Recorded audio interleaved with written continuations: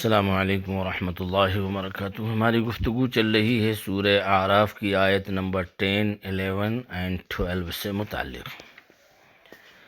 اللہ تبارک و تعالی نے ارشاد فرمایا، اعوذ باللہ من الشیطان الرجیم، بسم اللہ الرحمن الرحیم، وَلَقَدْ مَكَّنَّاكُمْ فِي الْأَرْضِ وَجَعَلْنَا لَكُمْ فِيهَا مَعَائِشَ قَلِيلًا مَا تَشْكُرُونَ۔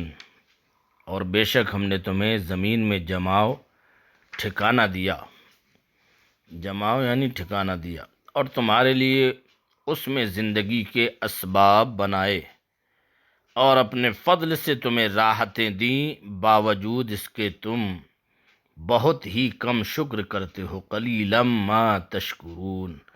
اللہ نے یہاں زمین پر ہمارا ٹھکانہ بنایا اور اس زندگی میں کوئی گزارنے کے اسباب بنائے، لیکن اس کے باوجود بھی بہت ہی کم شکر کرتے ہو۔ شکر کی حقیقت نعمت کا تصور اور اس کا اظہار ہے، اور ناشکری نعمت کو بھول جانا اور اس کو چھپانا ہے۔ وَلَقَدْ خَلَقْنَاكُمْ ثُمَّ صَوَّرْنَاكُمْ ثُمَّ قُلْنَا لِلْمَلَائِكَةِ اسْجُدُوا لِآدَمَ۔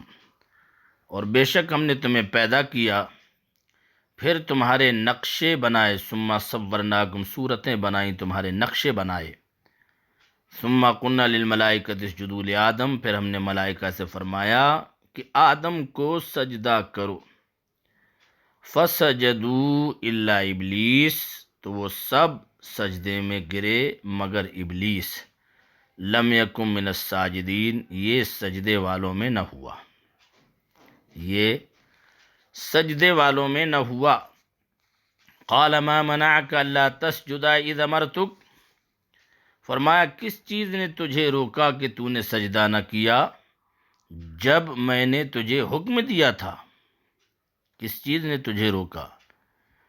اس سے ثابت ہوتا ہے کہ امر وجوب کے لیے ہوتا ہے، اور سجدہ نہ کرنے کا سبب دریافت فرمانا توبیخ کے لیے ہے، اور اس لیے کہ شیطان کی معاندت اور اس کا کفر، کبر اور اپنی اصل پر متفخر ہونا، فخر کرنا اپنی اصل پر، اور حضرت آدم علیہ السلام کی اصل کی تحقیر کرنا ظاہر ہو جائے۔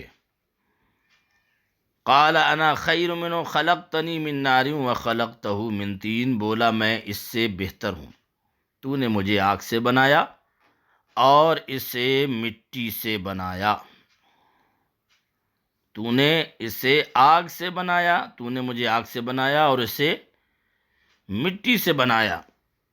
اس سے اس کی مراد یہ تھی کہ آگ مٹی سے افضل و اعلیٰ ہے، تو جس کی اصل آگ ہوگی وہ اس سے افضل ہوگا جس کی اصل مٹی ہو، اور اس خبیث کا یہ خیال غلط و باطل ہے، کیونکہ افضل وہ ہے جسے مالک و مولا فضیلت دے۔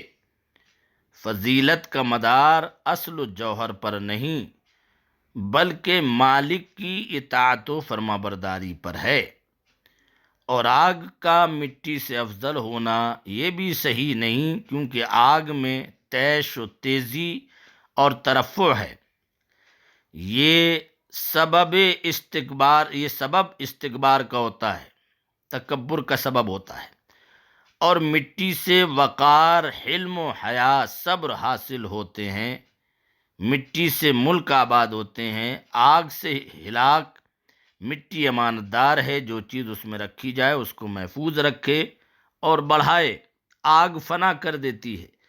باوجود اس کے لطف یہ ہے کہ مٹی آگ کو بجھا دیتی ہے، اور آگ مٹی کو فنا نہیں کر سکتی۔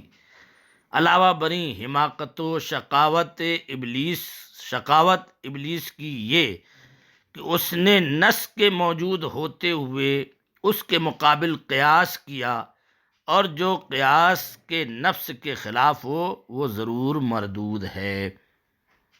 آپ نے تشریح سماعت کر لی اور مٹی اور آگ کے فائدے بھی آپ کو محسوس ہو گئے۔ ظاہر ہے کہ آگ جہاں لگتی ہے وہاں ساری کی ساری چیزیں تباہ و برباد کر دیتی ہیں، لیکن مٹی آپ زمین میں دانہ ڈالیں تو اسی سے پیداوار ہوتی ہے اور انسان اس سے رزق حاصل کرتا ہے۔